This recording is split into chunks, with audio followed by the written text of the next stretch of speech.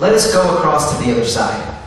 And leaving the crowd behind, they took him with them in the boat, just as he was. Other boats were with him as well. A great windstorm arose, and the waves beat into the boat, so that the boat was already being swamped.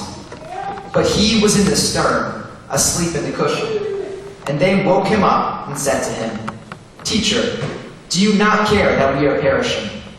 He woke up and rebuked the wind and said to the sea, "Peace, be still." Then the wind ceased and there was a dead calm. He said to them, "Why are you afraid? Have you still no faith?" And they were filled with great awe and said to one another, "Who then is this, that even the wind and the sea obey?" Gospel of the Lord. Thanks be to God.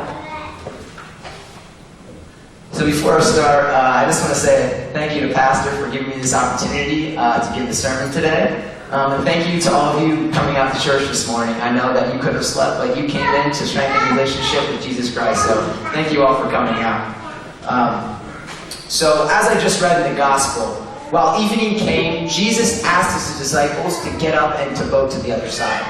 As they got out to sea, there was a major storm. The Bible says there was a great squall. And the word squall in context of this verse meant a sudden gust of wind or a localized storm. So this was not your average type storm. This was the type of storm that you'd find in the Bermuda Triangle. As the waves were beating against the boat and battering the sides, it became swamped. Guess where Jesus was? He was taking a nap. I'm not a heavy sleeper, but I can tell you all for a fact that if I was in that same exact situation, I would not be able to take a nap. Meanwhile, the disciples, they were freaking out. They went anxiously over to Jesus saying, "Master, we are going to perish. What are you doing?"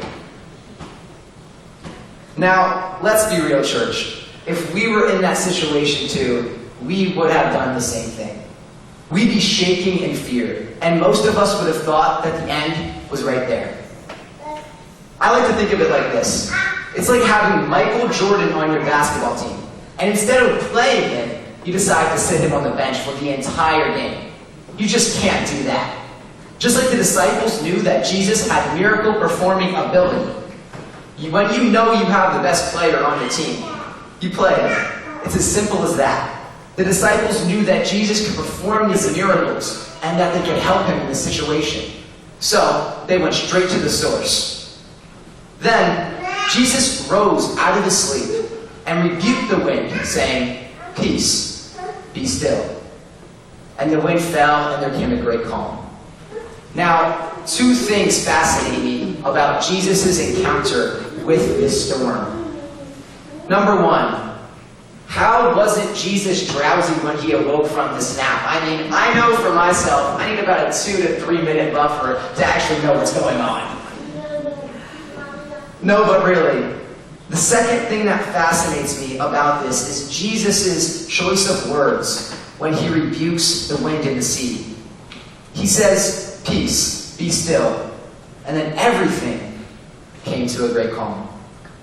While I was reading this, the Spirit spoke to me and said that that same principle can be applied to our lives too. In my life, I have faced a few struggles and have trekked through some storms.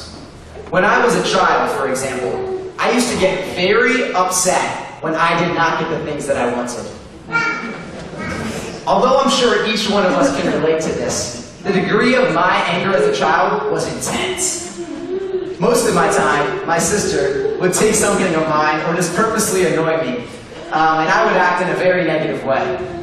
Whether that was screaming at my sister to give that something back, or just physically hurting her, it was not pretty.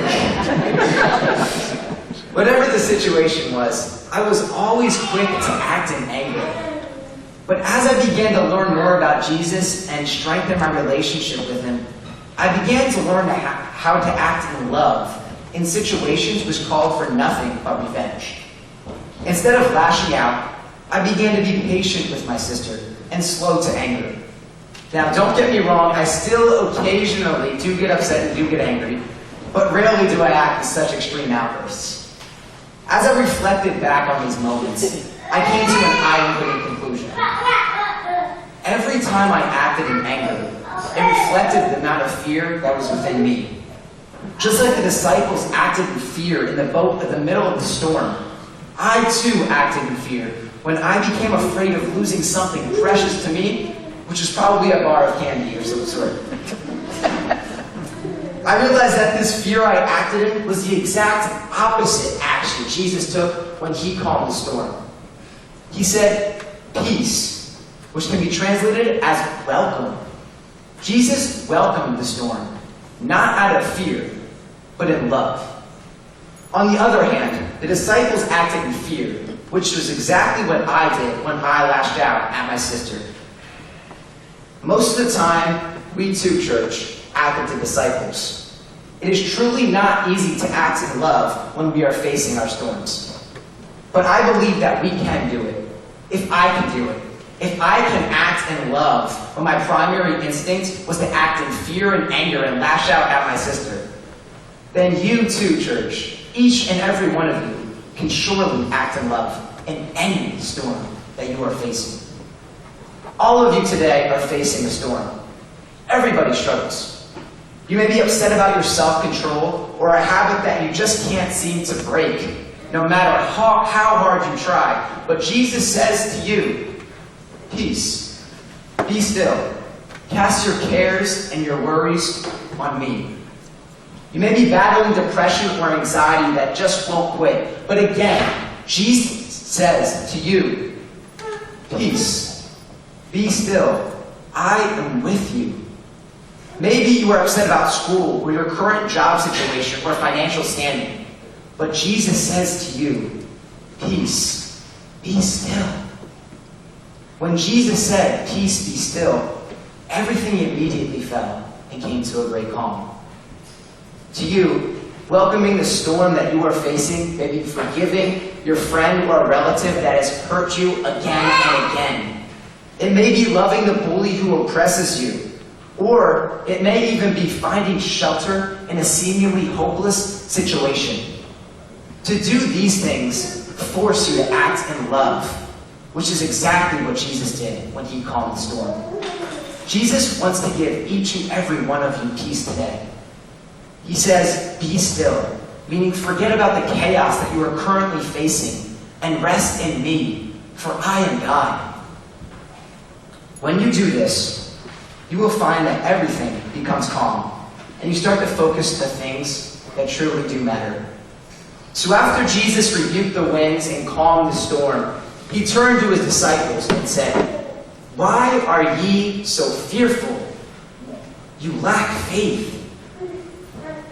And of course, the disciples were in awe of what Jesus just did. Their jaws dropped. Now keep in mind, this is the first time that Jesus has shown his storm-stopping ability to his disciples. So they were scared and they were fearful. They began talking to one another, saying, who is this man that even the wind and the sea obey him? At that moment, the disciples did not know that they were in the presence of the Messiah, the Son of God, the one who would soon die for the sins of his people.